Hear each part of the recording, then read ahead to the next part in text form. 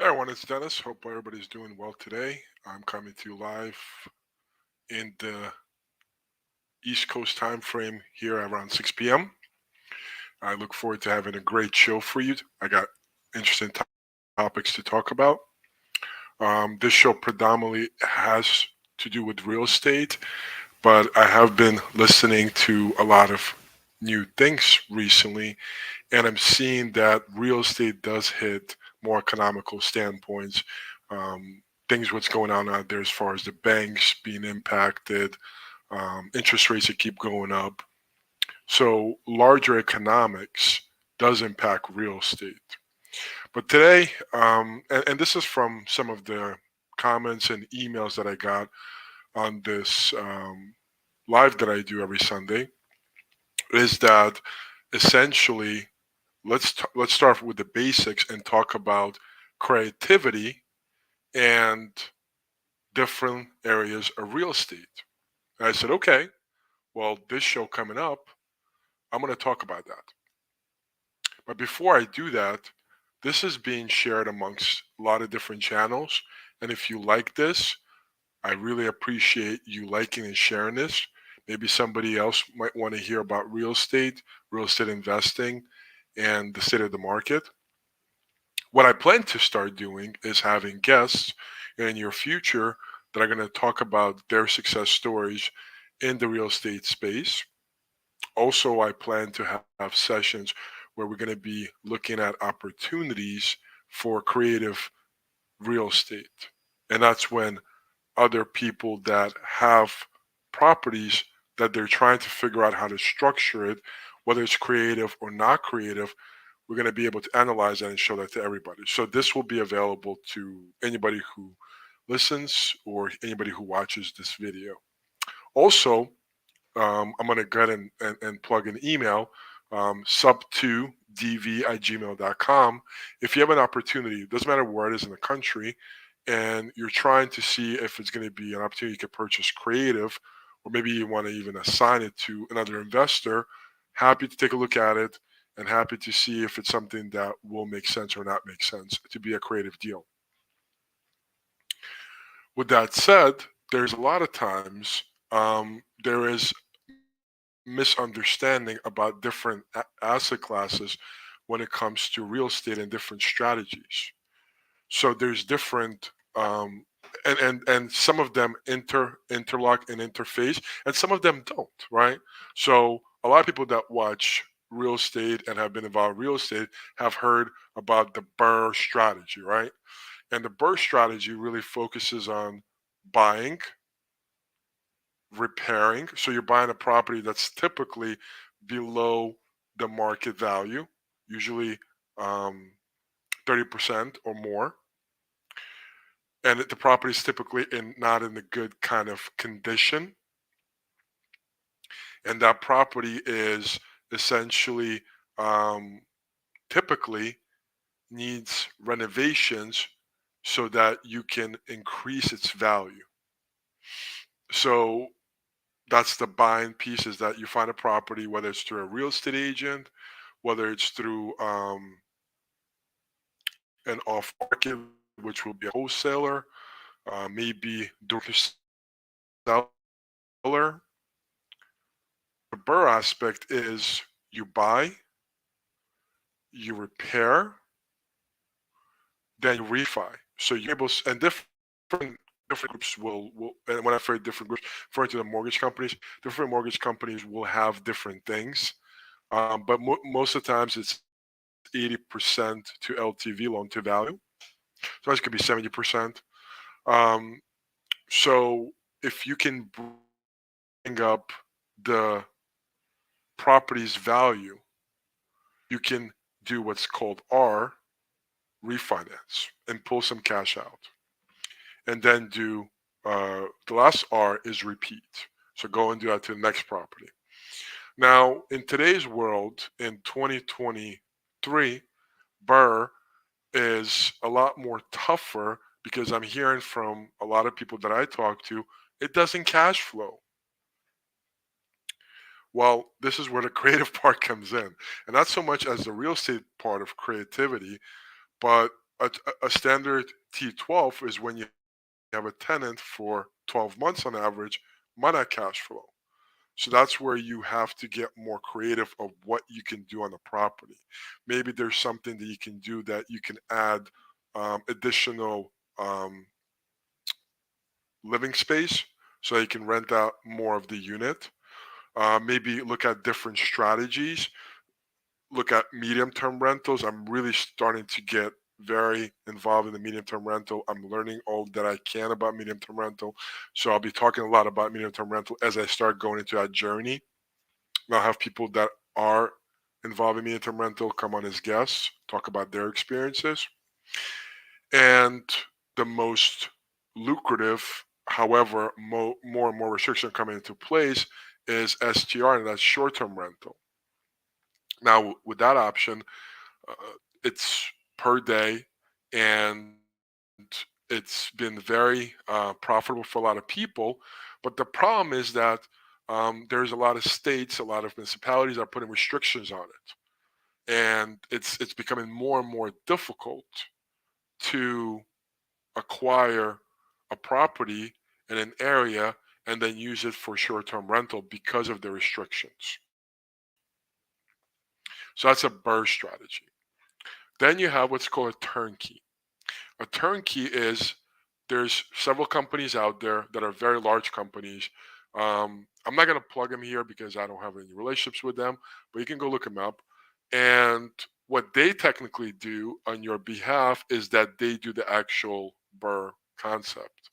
The only thing that they don't do is that they don't necessarily do the last one, which is repeat for you. So you'll only be able to get involved in the property and that they have available. And that property will predominantly be a property that is in livable conditions and it can rent it to a tenant.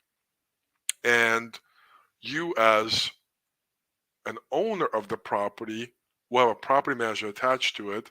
And it depends where it is in the country, whether you're local or not local. You're going to have to make a decision whether you're going to be able to manage it yourself if you're not local, or if you're gonna have somebody that you have relations with manage it for you. So maybe not a property management company. Now, with that kind of model, it's really just you invest in the capital, you forget about it. But that's not really true in 2023. In 2023, the reality is even if you do a turnkey model, and I have talked to people where they're still responsible for the wear and tear.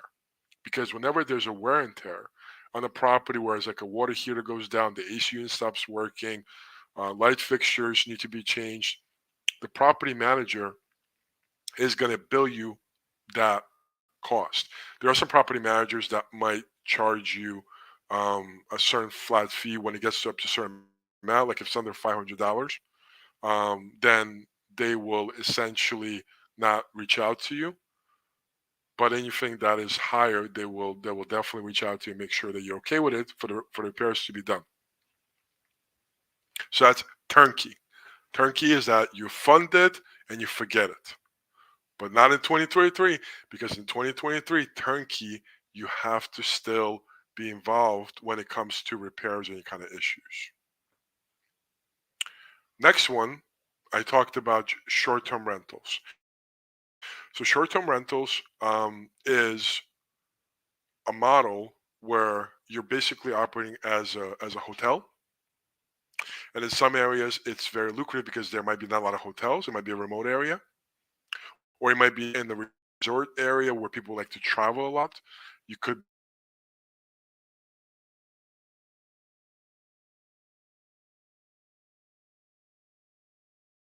be potentially in also essentially an ocean nearby. So it could be a ski resort. It could be an ocean nearby. Also, lately, I've been seeing that with short-term rentals, a lot of times there's other strategies that people don't even think about. Like, for example, college sports. Short-term rentals are very um, happening. Also, hospitals. short-term rentals because they might want to go visit somebody that's staying there. So short-term rentals are not just strictly for leisure kind of places. It could be, but it doesn't necessarily have to be. We go next to the next step of short-term rentals, and now there's a new niche that's coming out. Like I said, I'm going to be talking more about it, so I really want to learn more about it. And by the way, if you're somebody that's watching this and you are in medium-term rental and you want to come out and talk about it, I would love to have you on as a guest. Send me an email to sub2dv@gmail.com, and I'll be happy to have you on the show and definitely want to hear what you're doing.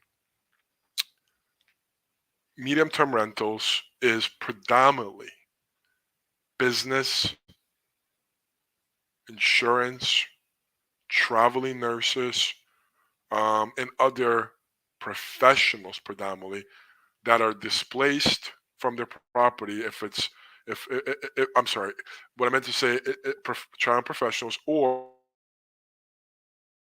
that are displaced from their property because they are essentially had a fire or had something wrong with their property. So that would be residential. So that's an insurance company. And there's more and more people are getting involved in that space. But what's different about this space, what I'm learning more, and I have not had any experience with medium-term rentals, so I'm just speaking from what I'm researching, is that when it comes to medium-term rental, you really need to operate as a business. Um, yes, there's a website that is out there that allows you to um, post your listing, but it seems like that outside of that, there's other opportunities out there that will allow you to be involved in that strategy. And I'm going to continue learning about it, so I'll be talking more about it. House hacking, very, very usable in 2023. And the reason is because you can live in a property and have tenants that are going to be offsetting your cost. So if you're somebody who's starting out their career, maybe you're in a situation that you are um, going through a divorce and you need to start your life over, whatever the case is, house hacking is that you can either have a property and you can have a particular room that you're renting out, or you can build something on above your garage if you have a garage, or maybe convert your garage, whatever the situation is. Or potentially another one that I heard recently is the ADUs. That is where you go into California does it a lot, but you go into like Home Depot, these other places, and check with your township, by the way, and you're able to put a property on your property. There's definitely regulations, so check with your township, and that could be your rental.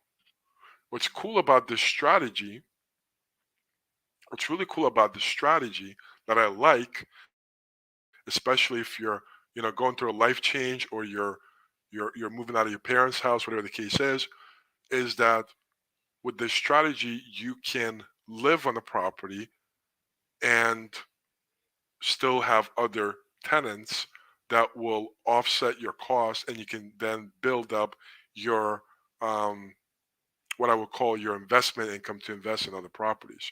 There's there's a house hacking option that I see a lot, and you can literally get to 10 properties in 10 years.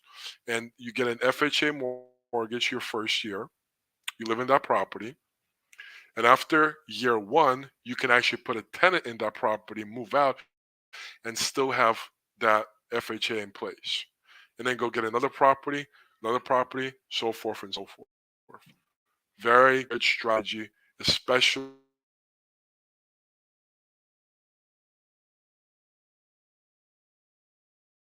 in a situation you're having more cash flow coming towards you and so forth. Very cool. We got a couple people watching the show. Thank you so much for watching. If you want to post in the chat any kind of questions, I'm covering these classes, please do that. I will be happy to respond. Keep a lot of fun. And likes and stuff like that. Thank you so much for that as well. Um, wholesaling. Wholesaling is basically another way to do real estate. And that is really where you find a property and it's a distressed situation predominantly. The seller needs to sell and they're willing to sell for you at a discount. So you're basically getting them under contract and then you go sell that contract to an end buyer and you collect a fee. So to some extent, it's very similar to what a traditional real estate agent would be doing if they're what's called a buyer agent. The only challenge with is that real estate agents, they are required to be licensed. They're required to be somebody that is um, authorized um, by the board, the NAR board across the country, and there's somebody that has to take classes to make sure that they stay um, consistent with ethics and have fiduciary responsibility to their clients. With wholesalers, you have none of that. I mean, not saying that there's no ethical wholesalers. There absolutely is, and I met most of them that are, but there are some that are not. And that's just, how it is in any industry. But in this real estate industry, wholesaling is someone that if you're looking for real estate in 2023, you need to know every wholesaler in your area because they're the ones that are going and finding properties that are either in distress situations or distress. Um, I would say distress situation probably be, or they're going through a life change and they really need to move on with their life. That's what I would say. All right, cool. Lots of fun. Let me see if there's any other questions. Anybody have a question or a comment that they want to make about anything that I said so far? So far, nothing. Okay, cool. Maybe I'm not seeing it. I'm still trying to get used to StreamYard. I'm still trying to get a little bit more acclimated. And but thanks everyone for um, being responsive, and I'm getting likes. It seems like it's a lot of fun um, for me to do this. Okay, and by the way, I am very consistent with the show every Sunday at 6 p.m. And like I said, right now it's just me, but we're going to start to build up. We're going to have a guest, which is going to be a lot more fun. We're going to have people are going to be analyzing your deals. So stay tuned. This is going to definitely keep growing. And I will make sure to be as consistent as possible to show up every Sunday so that everybody can get value from this show. All right. Well, I hope everybody's getting value from what I said so far. Okay. So we covered most of the ways that you can do real estate in 2023. What am I trying to do? So I actually have a son who's getting more acclimated with real estate, and he is somebody that has expressed interest with real estate. And there's a lot more teenagers that we're getting word of, or better yet, not maybe a word of. Nah, that's probably I'm going to take it back. Not a word of. We're getting more awareness of that are essentially being successful in some level of real estate. So part of this journey, I really want to have my son get a lot more exposure to real estate. He's learning real estate right now. We actually are involved in a boot camp. And ultimately, I hope we get to a point where we can do either an arbitrage or a creative opportunity. Now, what's the difference between the two, right?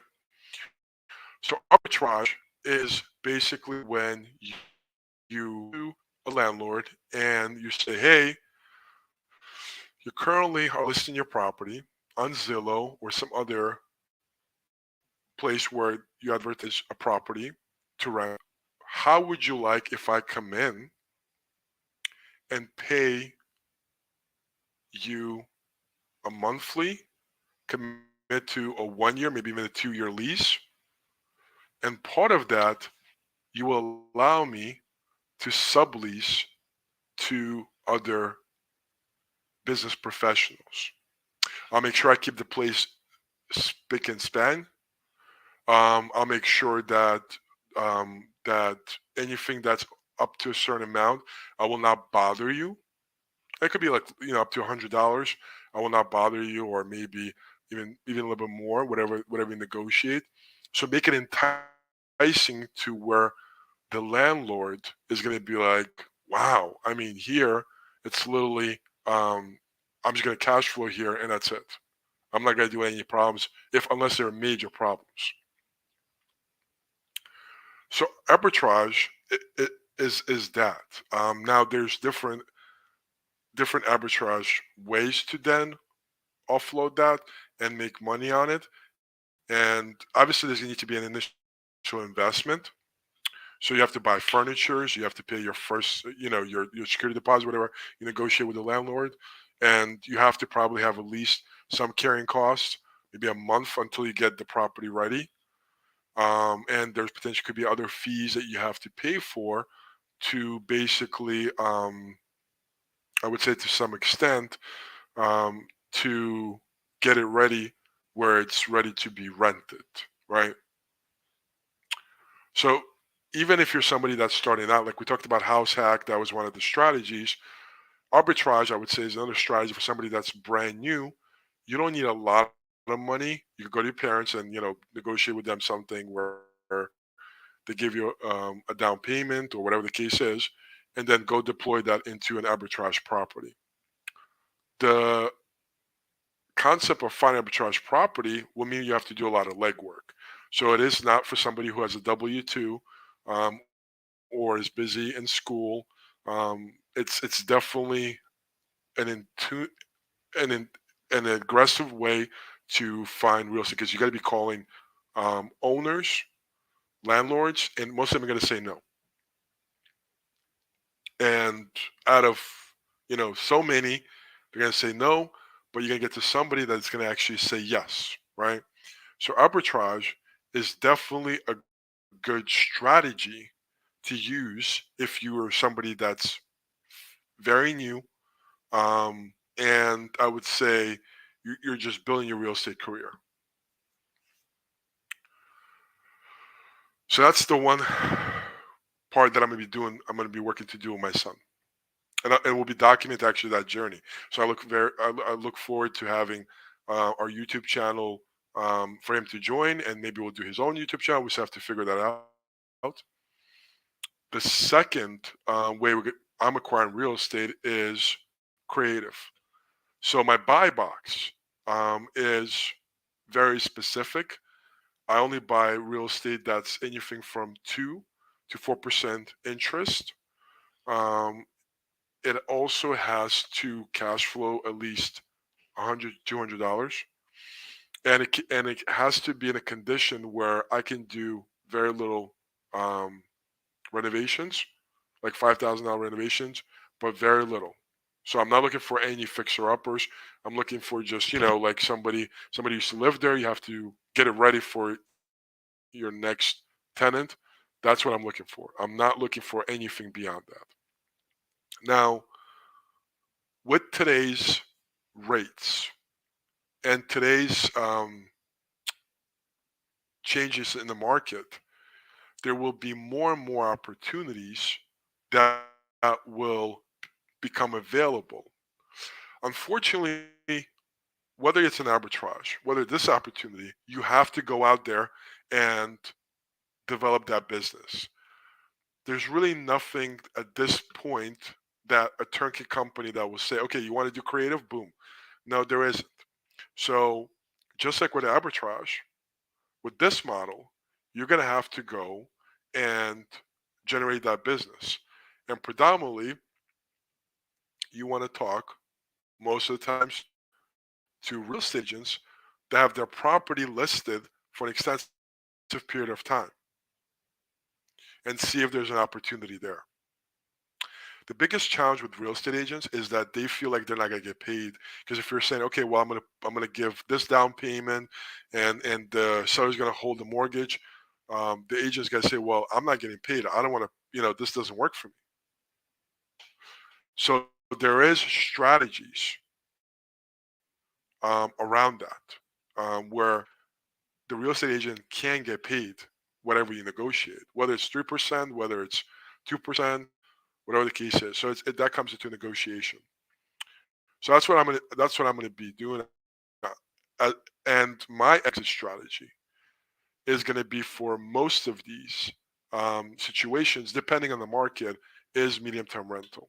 And that's where I want to really learn, become better at, and you only learn to become better at by actually doing things.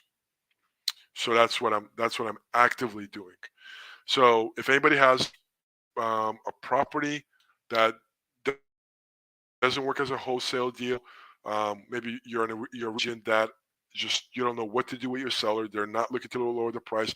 In fact, if you lower the price, your client, the seller, is going to have to come out with their own funds, and that's a terrible situation.